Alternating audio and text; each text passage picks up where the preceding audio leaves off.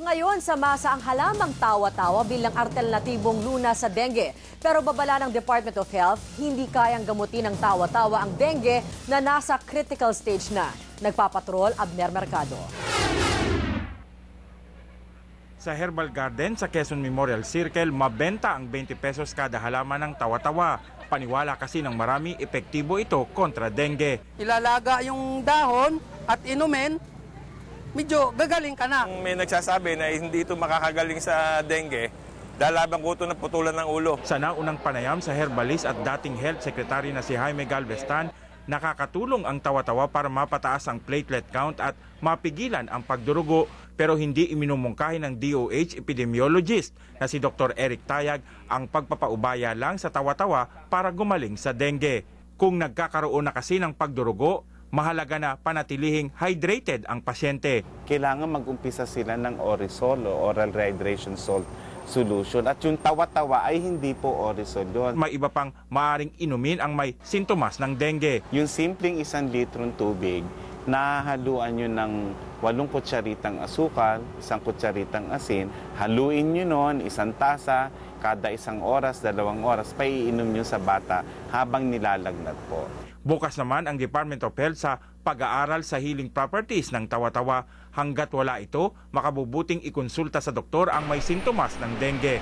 Maging ang toxicologist na si Dr. Visitacion Antonio, pinag-iingat ang publiko sa lunas na hindi aprobado ng DOH, partikular ang alkaline powder ng isang agriculturist.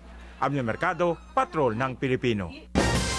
Sinusuyod ngayon ng mga otoridad ang isang landfill sa Estados Unidos para hanapin ang nawawalang anak ng Pinoy na pinatay sa California. Pero paniwala ng pulis, patay na rin ang batang Pinoy dahil matagal na rin itong nawawala. Nagpapatrol mula sa Pittsburgh, California, Henny Espinosa. May 20 milya ang layo sa crime scene sa Hercules.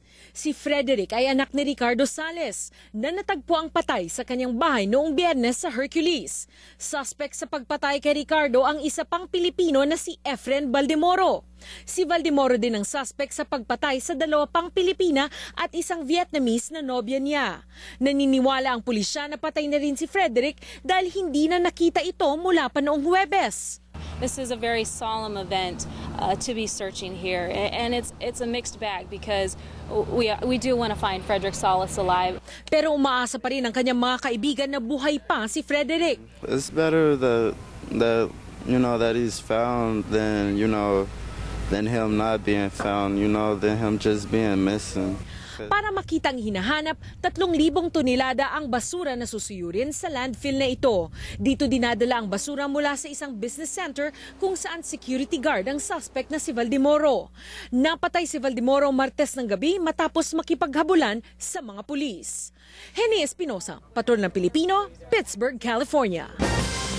Siyam ang patay sa New Zealand matapos bumagsak at masunog ang sinasakyan nilang light aircraft sa Southern Alps. Nagliyab ang bahaging buntot aeroplano ilang minuto matapos itong lumipad. Patay ang piloto at 8 pasahero nito nasasabak sana sa skydiving. Ang Fox Glacier ay kilalang lugar ng mga skydivers. Target po ng bayan ng Leskovac sa Serbia na masungkit ang record para sa pinakamalaking hamburger. Bahagi ito ng taunang meat festival sa bayan. Gumamit ng 112 pounds ang karne para po sa burger na tumimbang naman ng 64 pounds ang ban o tinapay. Susunod! Winnie Padilla na iyak ang dahilan, alamin. At ang makulay na pag-iilaw sa giant Christmas tree na yan, hudyat ng longest Christmas food celebration sa Pilipinas.